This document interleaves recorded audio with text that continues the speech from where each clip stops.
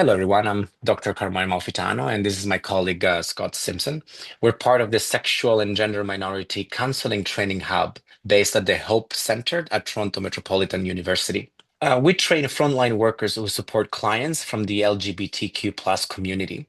We prepare workers in both foundational counseling skills, and we also teach foundational motivational interviewing skills.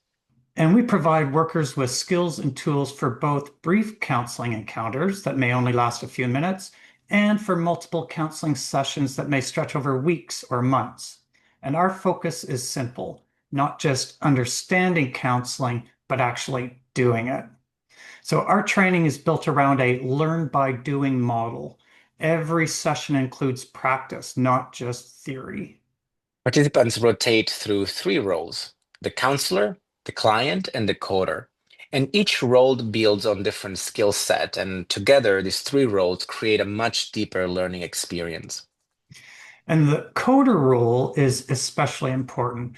We use a structured coding sheet to help participants identify how closely their responses align with foundational counseling skills and motivational interviewing skills and processes. So instead of guessing whether something felt right, they learn to clearly see what's effective and why. So in our training program, workers learn both foundational counseling skills and motivational interviewing skills, concepts, and tools, all within a sex positive, gender positive, and trauma informed framework.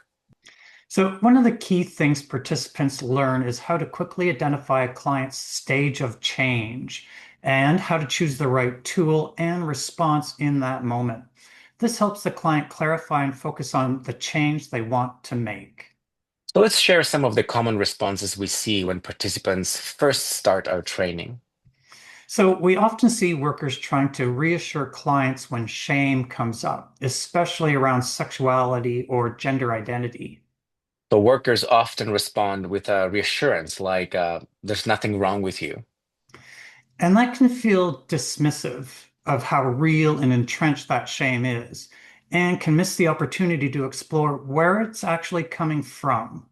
So instead, we teach an approach that helps clients locate where that message came from and begin to separate from it. So a response might be, when that shame shows up, where do you think you learned that message about yourself?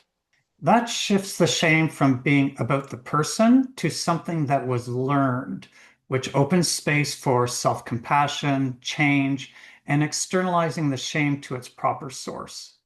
This is part of a structured approach that helps clients attribute and externalize stigma. So it's no longer experienced as who they are, but as something that they've been carrying around. So we often see workers trying to be supportive, encouraging, but the response can unintentionally shift into approval. And this can cause clients to be seeking approval rather than understanding their own motivations.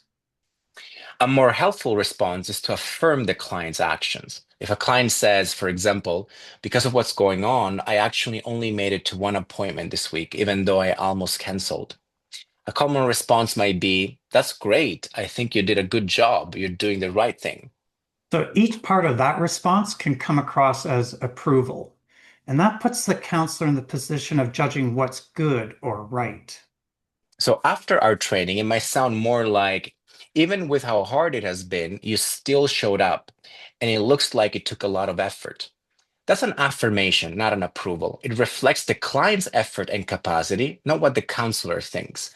And that helps build the client's confidence and keeps the focus on their strength. We can think of it this way: approvals judge behaviors, whereas affirmations reflect effort. Another example, we often see workers using I statements. I think, I feel, I wonder, as a way of trying to engage or guide the conversation. But this can shift the focus away from the client and onto what the counselor is thinking or feeling.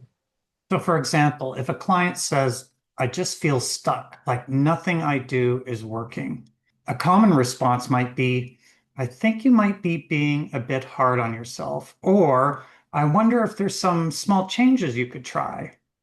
Even if well intended, that brings in the counselor's perspective and can pull the conversation away from the client's experience. after our training is more likely to sound like you've been trying different things and not getting the results you want.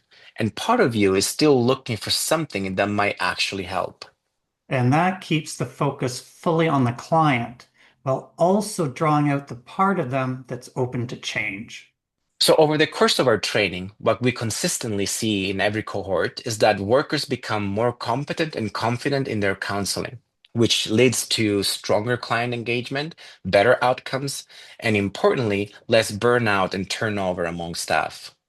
So ultimately, we train workers to help clients clarify their goals and identify the next step toward those goals in a way that fits with their reality. If your organization supports queer communities, this training is designed to strengthen the work you're already doing. And we'd love to work with you.